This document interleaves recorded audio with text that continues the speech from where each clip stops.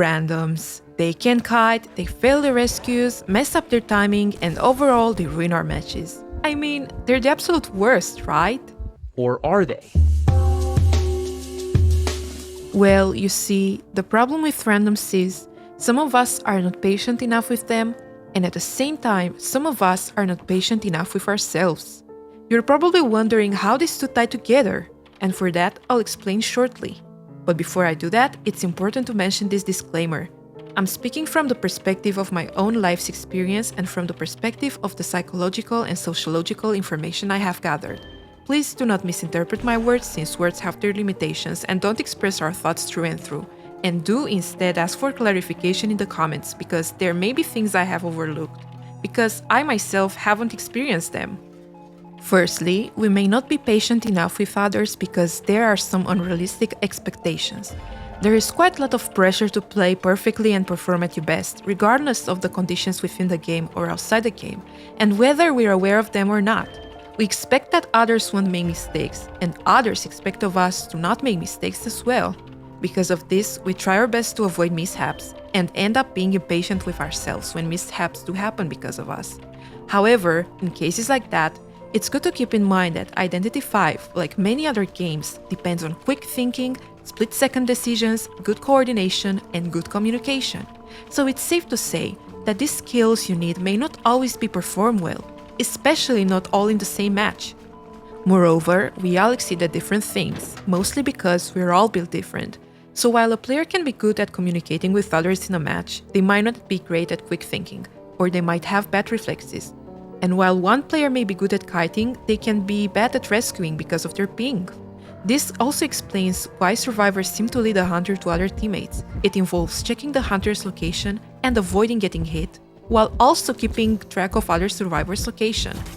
Additionally, there is also the problem of people having different strategies, and if you are not with a premade team and are not using voice chat, it's hard to say if other people have the same strategies as you do, or if they're even aware of the strategy you have in mind. So I believe it's understandable that this lack of communication leads to losses, and in base cases maybe a few ties. With this in mind, the fact that a lot of players cannot kite well, do good rescues, bring the hunter to other teammates, or seem to lack game sense in general could be a little more tolerated. It could be possible that most of these skills cannot be performed well by the majority of players. And of course, there are exceptions where players can master all of them in a match. And of course, it is possible that these skills can be trained, but that takes time, and time requires patience. So it would be nice if we could also be more patient with other players and ourselves on the path to becoming, let's say, quote-unquote professional players. And on that path, mistakes are bound to be made, and making mistakes is part of being human. All humans make mistakes, other players make mistakes, and that includes you. This is due to the fact that all humans have limitations in their knowledge, abilities, and judgment, as well as psychological factors. Also, I know I'm making it sound like it's too easy, and I apologize for that. One cannot change their views with just a snap of their fingers. I'm aware that others may find it hard to accept that mistakes are part of our life because they might have perfectionistic tendencies, are more competitive, are scared of being judged by others, or, on a sadder note, they might have had a bad childhood where their parents or guardians expected them to always be perfect, so that's why they spread the sentiment. But it's important to remember that, while it's totally normal to feel frustration when things go south, especially if you're on a losing streak, what is unfair is lashing out at others. If you happen to be one of those people who get angry at mistakes, I'm here to tell you that it's okay to feel angry. But before you go on and take it as a green light to insult others, please hear the rest of the sentence.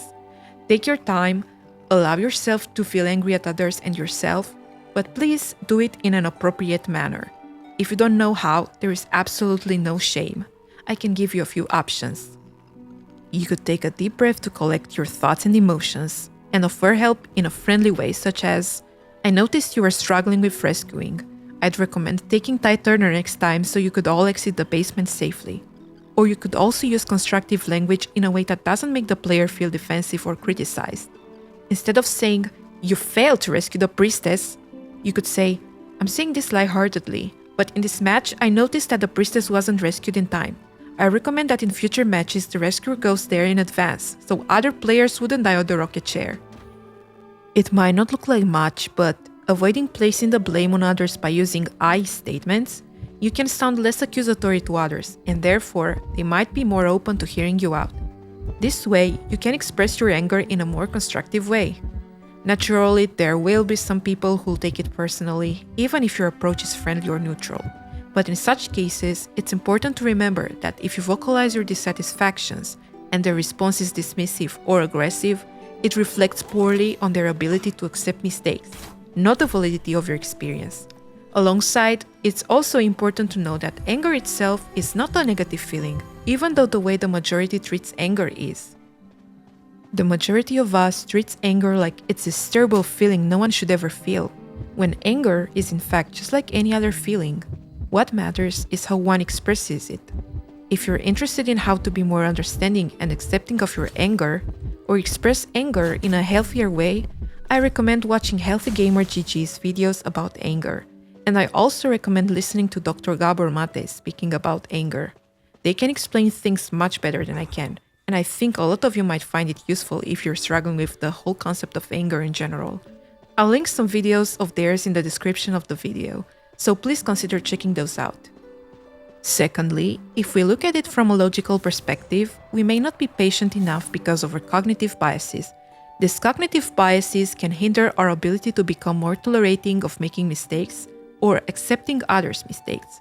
There is, for instance, the fundamental attribution bias, which is a cognitive bias that involves attributing the behavior of others to their personality or character traits. For example, these randoms are terrible at the game, while attributing one's own behavior to situational factors. For example, I had a bad game because my teammates were holding me back. The ones who commit this error tend to overlook their own mistakes and instead place the blame on their teammates' perceived shortcomings.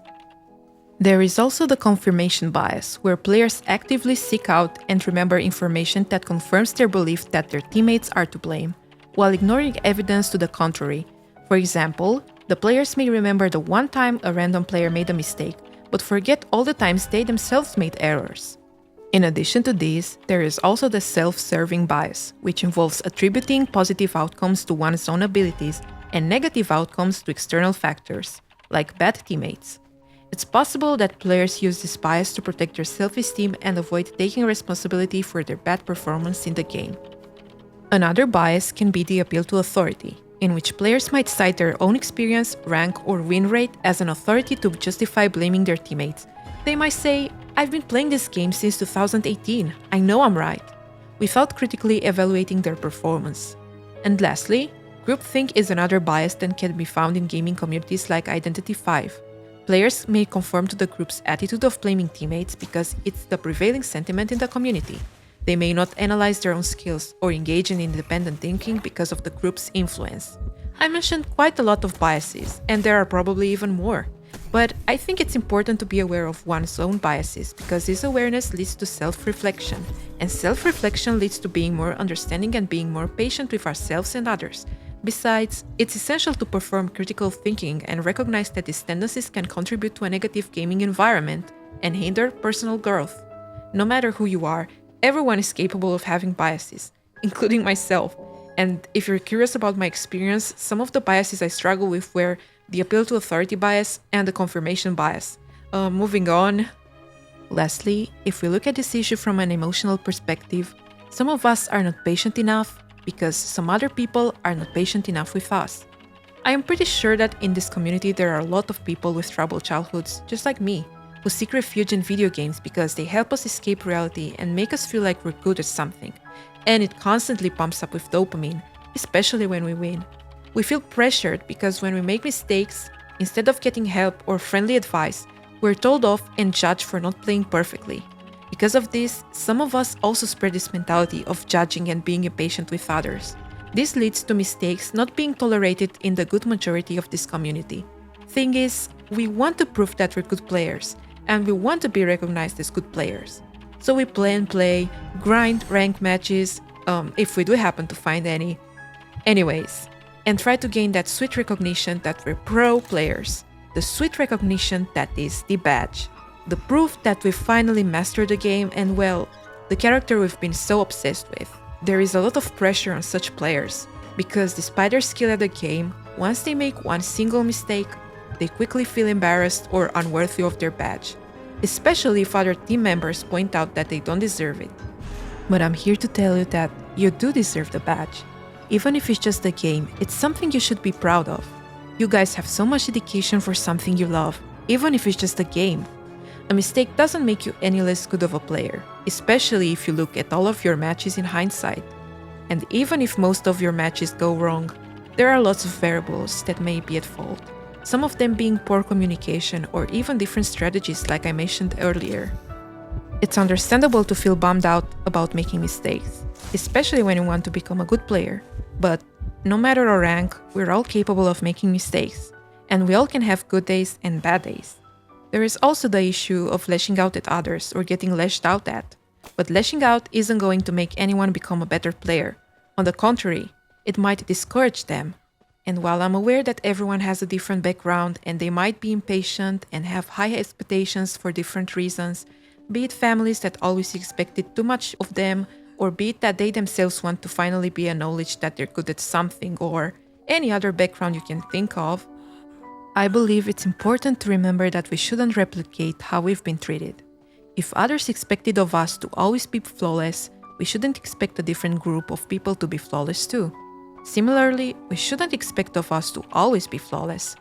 Going back to the first point I was making with, some of us are not patient enough with them, and at the same time, some of us are not patient enough with ourselves. What we give back is what we receive. And if what we receive is impatience from other people, then it's understandable that we wouldn't be accepting of the times we ourselves make mistakes. It's important to remember that if we're patient with them, they'll be patient with us. And if they're patient with us, consequently, we can allow ourselves to be more patient with ourselves too.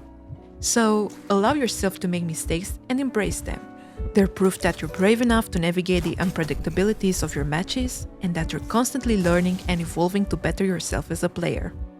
To end this video, I'd like to say that being aware of these cognitive biases and emotional aspects can lead to a more positive gaming community, where instead of pushing each other down, we raise ourselves up. So let's work together and foster patience. Who knows? Maybe that could change a few games.